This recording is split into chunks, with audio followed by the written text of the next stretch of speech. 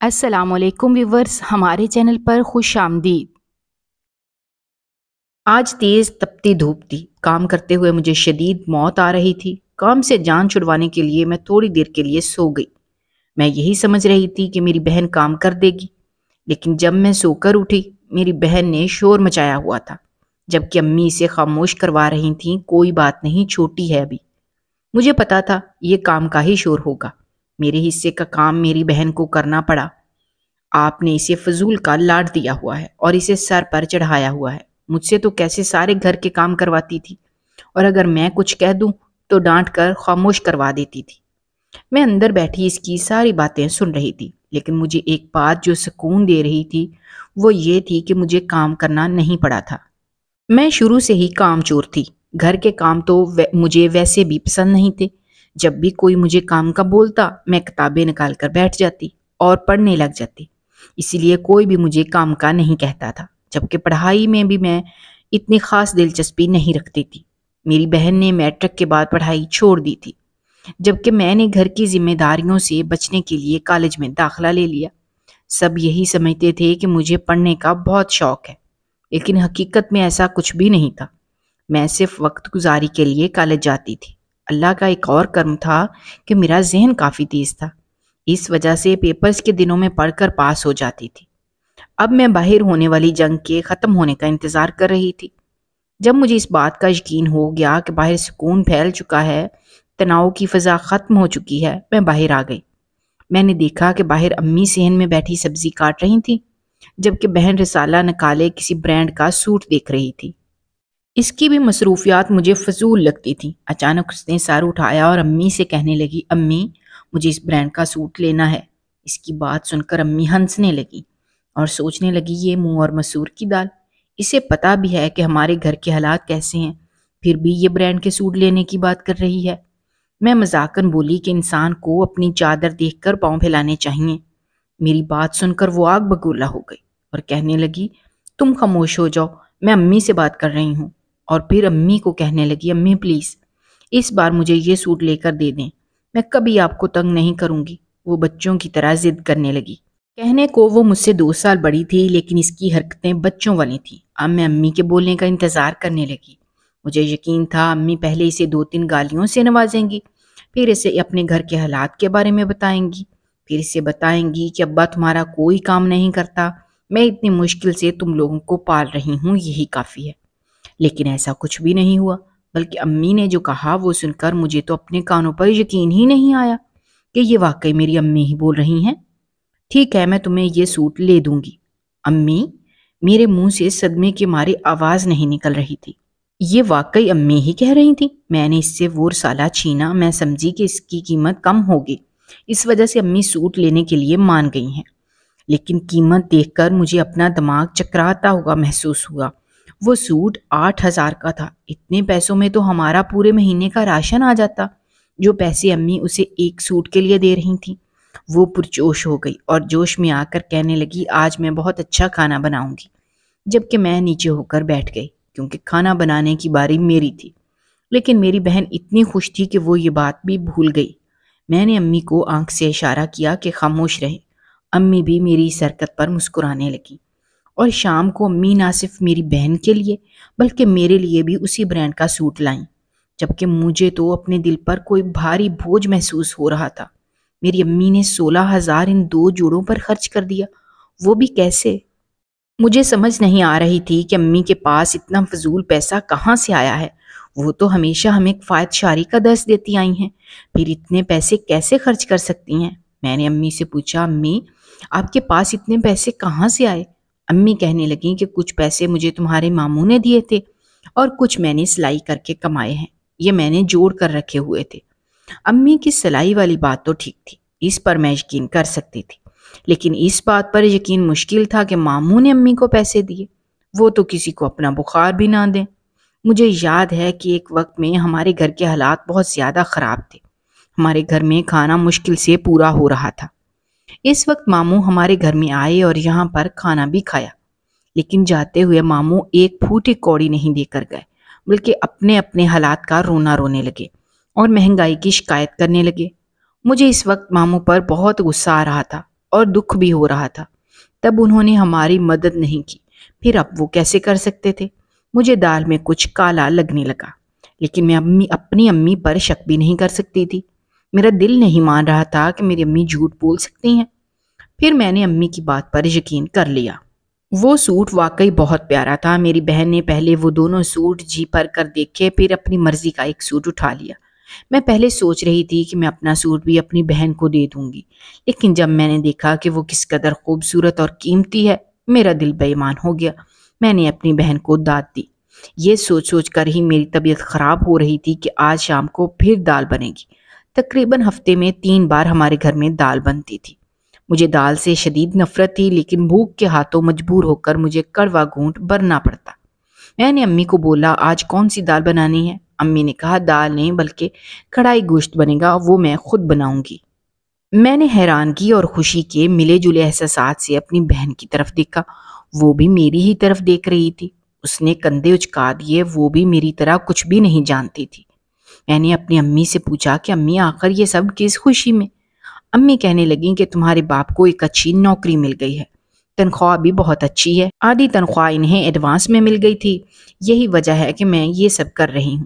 یہ خبر میرے لیے خوشگوار تھی۔ میں ہمیشہ سے چاہتی تھی کہ میرا ابا گھر سے نکل کر باہر جائے اور محنت مزدوری کرے۔ میرے خیال کے مطابق مرد گھر بیٹھے ہوئے اچھے نہیں لگتے، اور جن کے 2 3 3 بچے ہوں، جن پر ذمہ داریاں ہوں، انہیں چاہیے کہ وہ اپنی ذمہ داریوں کو پورا کریں۔ اور میرا یہ خواب پورا ہو گیا تھا۔ اب میری ماں کو بھی ویسے محنت نہیں کرنی پڑتی تھی جیسے وہ پہلے کرتی تھیں۔ انہیں نہ تو دن کا ہوش ہوتا تھا اور نہ ہی رات کا۔ ہر وقت وہ مشین کے آگے بیٹھی رہتی تھیں اور کپڑے سلائی کرتی رہتی تھیں۔ وہ عمر سے پہلے ہی بہت زیادہ بوڑھی ہو گئی تھی۔ ہمارے گھر کے حالات آہستہ آہستہ بدلنے لگے۔ پہلے میرا بھائی گھر کبھی بھی نہیں آتا تھا، کیونکہ اسے پتا ہوتا تھا کہ گھر میں جو کھانے کو ملتا ہے وہ باہر ہی تھوڑا کام کر لیتا اور اپنے لیے اتنے پیسے اکٹھے کر لیتا کہ اس کا 1 ہفتے کا خرچ نکل جاتا۔ اسے ہماری کوئی پرواہ نہیں تھی اور نہ ہی اسے ہم سے کوئی دلچسپی تھی۔ لیکن جب سے ہمارے گھر کے حالات ٹھیک ہوئے تھے، وہ گھر میں آنے لگا تھا، نہ صرف گھر میں رہنے لگا تھا بلکہ اس کا رویہ میری ماں اور ہم بہنوں کے ساتھ بہت اچھا ہو گیا تھا۔ میں دل میں سوچتی تھی کہ کس قدر خود غرض ہے یہ انسان۔ میں نے 2 3 بار اپنی اماں کو کہا بھی تھا کہ آپ اسے اپنے گھر سے نکال دیں، لیکن میری ماں مجھے ڈانٹ کر خاموش کروا دیتی۔ کیسی باتیں کر رہی ہو، بھائی ہے وہ تمہارا۔ لیکن مجھے کبھی بھی اس سے انسیت محسوس نہیں ہوئی تھی۔ میں جانتی تھی کہ وہ کس قدر خود غرض ہے۔ اب اس نے اماں سے پیسے لینا بھی شروع کر دیے تھے۔ ہر ہفتے وہ ماں سے ایک بڑی رقم لے کر جاتا اور میں حیران ہوتی کہ ماں کے پاس اتنے پیسے کہاں سے آ گئے ہیں، اور ابا نے ایسی کون سی نوکری شروع کر دی ہے جو گھر میں پیسوں کی ریل پیل ہو گئی ہے۔ لیکن اس کا جواب میرے پاس نہیں تھا۔ میری ماں نے بھی مجھے اس بات کا سیدھا جواب کبھی بھی نہیں دیا۔ مجھے اپنے بھائی کی ٹینشن ہو رہی تھی۔ مجھے ڈر تھا اسے کوئی بری عادت نہ لگ جائے۔ میں نے اپنی ماں کو سمجھایا بھی، اسے اتنے پیسے نہ دیا کریں، بلکہ صرف اتنا دیا کریں جتنی اسے ضرورت ہو۔ اپنی امی کی بات سن کر میں حیران ہو گئی۔ کہاں وہ ہمیں میانہ روی اختیار کرنے کا کہتی تھیں، اور کہاں وہ یہ بات کر رہی تھیں کہ اللہ تعالیٰ نے جب پیسے دیے ہیں تو اس کا مطلب ہے ان پیسوں کو خرچ کرو، اپنے پاس گھونٹ کر مت رکھو۔ میرا منہ کھلا کا کھلا رہ گیا۔ اب میں نے اپنی امی کو سمجھانا ہی چھوڑ دیا تھا۔ ان سے بات کرنے کا کوئی فائدہ نہیں تھا۔ نہ جانے انہیں کیا ہو گیا تھا۔ میں اپنی بہن کو جب بھی کچھ کہتی، میری بہن مجھے آگے سے خاموش کروا دیتی اور کہنے لگتی کہ تم تو ہو ہی نہ شکری، مجھے لگتا ہے کہ تمہیں دال کھانے کی عادت ہو گئی ہے، اس وجہ سے تمہیں عزت راس نہیں آ رہی۔ اور ان کی باتیں سن کر مجھے شدید غصہ آتا۔ ان میں سے کوئی بھی میری بات کو نہیں سمجھ رہا تھا۔ ایک دن میری بہن نے ضد کی کہ میں نے بھی موبائل فون لینا ہے۔ میں نے اس کی طرف حیرت سے دیکھا اور کہا کہ تم موبائل فون کا کیا کرو گی؟ وہ مجھے کہنے لگی کہ تم تو خاموش ہو جاؤ، تمہیں کیا پتا، تم تو ہو ہی ایک بڈھی روح۔ میں پاؤں پٹک کر اپنے کمرے میں چلی گئی۔ میں نے اپنی ماں کو بھی کچھ نہ کہا، کیونکہ میں جانتی تھی کہ اگر ماں کے پاس پیسے ہوئے تو وہ میری بہن کو فون ضرور دلوائیں گی۔ مجھے اپنی بہن کی حرکتیں آج بہت عجیب لگ رہی تھیں۔ نہ جانے وہ اپنی دوست کے گھر میں جا کر کیا کرتی ہے، اسے وہاں پر گھنٹوں گزر جاتے تھے۔ ایک دن میری حیرت کی انتہا نہ رہی۔ مجھے اچھی طرح یاد تھا کہ میری بہن گھر سے اپنی دوست کے گھر جانے کے لیے اجازت لے کر نکلی تھی۔ کافی دیر گزر گئی لیکن وہ واپس نہ آئی۔ مجھے فکر ہونے لگی تھی، میرا دل عجیب ہو رہا تھا۔ میں نے اپنی ماں سے پوچھا کہ وہ کب کی گئی ہے۔ آپ کو فکر نہیں ہے؟ جبکہ میری ماں نے میری کسی بات کا جواب نہ دیا، وہ بیٹھی پیسے گن رہی تھی۔ میں نے تعصب سے اپنی ماں کو دیکھا اور خود اسے لینے کے لیے چلی گئی۔ جیسے ہی میں اس کے گھر پر پہنچی مجھے پتا چلا کہ اس کی یہ دوست 2 ہفتوں سے شہر گئی ہوئی ہے۔ یہ خبر بجلی بن کر میرے اوپر گری۔ وہ 2 ہفتوں سے اپنی اسی دوست کا بتا کر گھر سے نکلتی تھی، پھر وہ کہاں جاتی تھی یہ سوچاتے ہی مجھے غصہ آنے لگا۔ وہ ہم سب کو دھوکہ دے رہی تھی۔ میں بلا شبہ اس سے چھوٹی تھی لیکن اس سے کہیں زیادہ سمجھدار تھی۔ آج کل کے حالات ٹھیک نہیں تھے، اگر ایسے میں کوئی اسے اغوا کر لے تو ہمیں کیسے پتا چلے گا کہ وہ کہاں پر گئی ہے؟ ہمیں تو یہی پتا ہوگا کہ وہ اپنی دوست کے گھر گئی تھی جس کا بتا کر وہ نکلی تھی۔ غصے سے میرا خون کھول رہا تھا۔ میں جب گھر واپس آئی میں نے دیکھا وہ صحن میں ہی بیٹھی تھی۔ میں اس کے سر پر جا کر کھڑی ہو گئی اور اس سے پوچھنے لگی کہ تم کہاں پر گئی تھی؟ میری بات سن کر وہ بکھلا گئی اور کہنے لگی میں اپنی ایک دوست سے ملنے گئی تھی۔ کون سی دوست؟ میں نے دانت پیس کر کہا۔ اس نے اپنی ایک دوست کا نام لیا۔ میری آنکھیں غصے سے لال ہو گئیں۔ میں نے اس سے کہا کہ تم جس دوست کا نام لے رہی ہو وہ 2 ہفتوں سے گاؤں میں نہیں ہے، 2 ہفتوں سے وہ اپنے شہر گئی ہوئی ہے۔ میری بات سن کر اس کے چہرے کا رنگ بدلا، وہاں پر خوف نے جگہ لے لی۔ اس نے جلدی سے میرے منہ پر ہاتھ رکھا اور کہا آہستہ بات کرو، امی سن لے گی، کیا بات کر رہی ہو؟ میں نے کہا پہلے مجھے سچ سچ بتاؤ کہ تم کہاں پر جاتی ہو، ورنہ میں امی کو سب کچھ بتا دوں گی۔ میری بات سن کر وہ ہڑبڑا گئی اور خاموش ہو گئی۔ مجھے یقین تھا کہ وہ ضرور کوئی نہ کوئی بہانہ بنا رہی ہے، اور ایسا ہی ہوا۔ اس نے مجھے کہا کہ وہ روز نہر پر جاتی ہے، اسے وہاں پر جانا پسند ہے۔ اگر وہ امی کو بتاتی تو امی کبھی بھی اسے وہاں پر جانے کی اجازت نہیں دیتی۔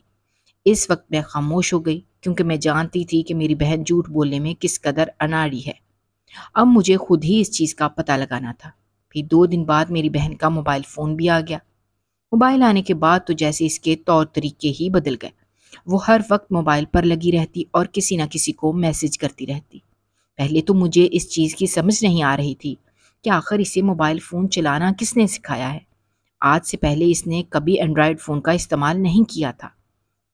پھر لیتے ساتھ ہی اسے نہ صرف اسے چلانا بلکہ اسے اس فون کے سارے فنکشن کے بارے میں پتا تھا۔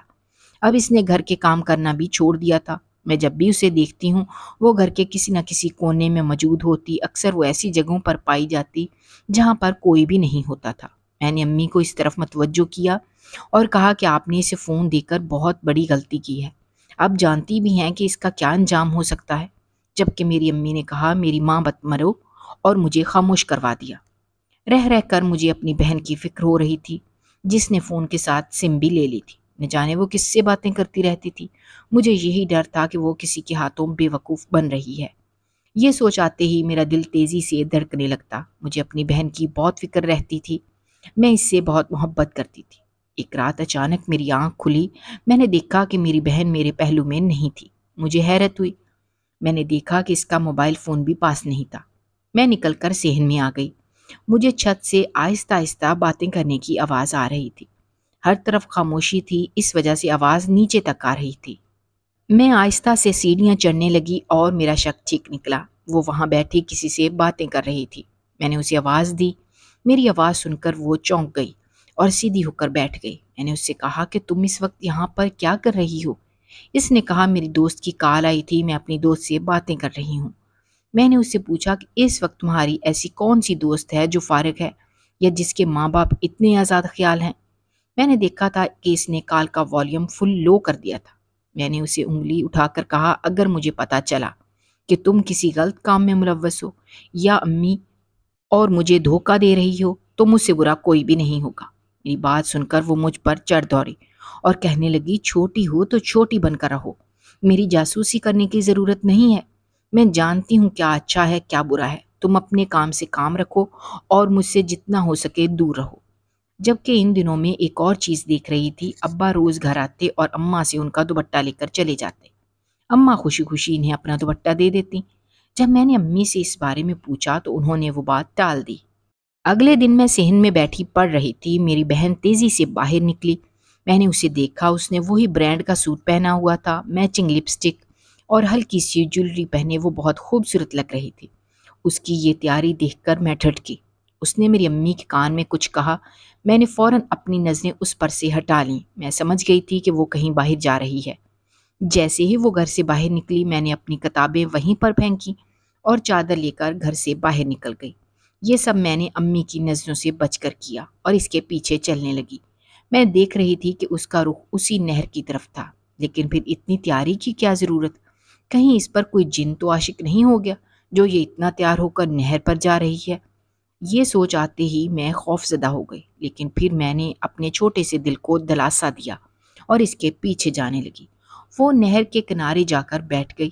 میں درخت کے پیچھے چھپ کر دیکھنے لگی۔ تھوڑی دیر بعد حیرت اور غصے سے میرا خون کھولنے لگا، کیونکہ وہاں پر ایک لڑکا آیا۔ اس لڑکے نے میری بہن کو سلام کیا اور اس کے ساتھ بیٹھ گیا۔ اس لڑکے کو میں لاکھوں میں پہچان سکتی تھی۔ یہ وہی ذلیل انسان تھا جو میرا اور میری سہیلیوں کا راستہ روک کر ہمیں تنگ کرتا تھا۔ پھر ایک دن میں نے اس کی ایسی درگت بنائی، اس کے بعد شیخ ہمارے راستے میں نہیں آیا، لیکن اس نے اب میری بہن کو پھنسا لیا تھا۔ میں فوراً درخت کے پیچھے سے نکلی اور ان کے سامنے جا کر کھڑی ہو گئی۔ مجھے دیکھ کر وہ دونوں ڈر گئے۔ میں نے اپنی بہن سے پوچھا، تمہارا دماغ خراب ہے؟ تم جانتی بھی ہو یہ کس قدر گھٹیا انسان ہے اور تمہیں صرف استعمال کر رہا ہے اور تم اس کے ہاتھوں استعمال ہو رہی ہو۔ یہ بات سن کر میری بہن نے میرے چہرے پر تھپڑ مارا۔ میری بہن نے ایک انجان لڑکے کے لیے مجھے تھپڑ مارا تھا۔ وہ لڑکا مسکراتا ہوا وہاں سے چلا گیا، جبکہ میں اپنی بہن کا ہاتھ پکڑ کر گھر میں لے آئی۔ جیسے ہی ہم گھر کے اندر داخل ہوئے، میری بہن نے میرا ہاتھ پکڑ لیا اور میری منتیں کرنے لگی کہ خدا کے لیے امی کو اس بارے میں نہ بتاؤ، میں تمہارے پاؤں پڑتی ہوں۔ میں نے اسے کہا کہ میں صرف ایک شرط پر امی کو نہیں بتاؤں گی، اگر تم مجھ سے وعدہ کرو کہ تم اس لڑکے کو چھوڑ دو گی۔ میری بہن چند لمحے کچھ سوچتی رہی۔ میں نے کہا کہ میرے ساتھ کسی بھی قسم کی چالاکی کرنے کی کوشش نہیں کرنا، تم اس لڑکے کی حقیقت کو ابھی نہیں جانتی۔ میری بہن نے پھر مجھ سے وعدہ کیا کہ وہ ایسا کبھی بھی نہیں کرے گی۔ میں نے اس بار اس پر یقین کرنے کا فیصلہ کیا تھا، لیکن میں نہیں جانتی تھی کہ اس یقین کے ٹوٹنے پر مجھے کتنی تکلیف ہوگی اور میری بہن کو کتنا بڑا خمیازہ بھگتنا پڑے گا۔ اس کے بعد چند دنوں خاموشی رہی۔ میری بہن نے اب موبائل فون استعمال کرنا چھوڑ دیا تھا۔ میں یہی سمجھ رہی تھی کہ اس نے اس لڑکے سے ہر قسم کا تعلق توڑ دیا ہے، اور میں یہی سوچ کر مطمئن تھی۔ لیکن پھر ایک دن ایسا ہوا جو نہیں ہونا چاہیے تھا۔